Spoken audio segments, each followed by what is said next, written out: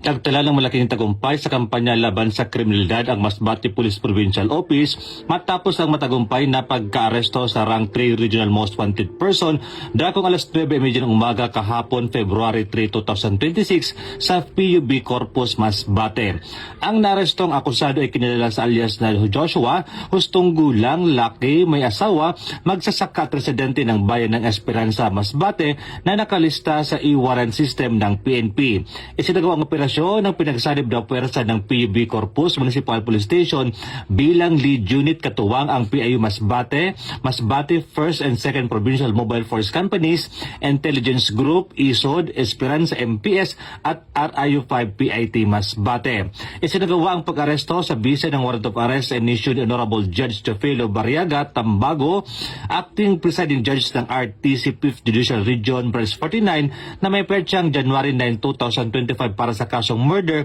na walang inirekomendang piyansa. Matapos ang pag-aresto, agad na dinala ang akusado sa PUV Corpus MPS para sa kulang disposisyon, dokumentasyon, patunay ng patuloy na determinasyon ng Masbate PPO sa pagtugis ng mga wanted persons at paghatid ng hustisya.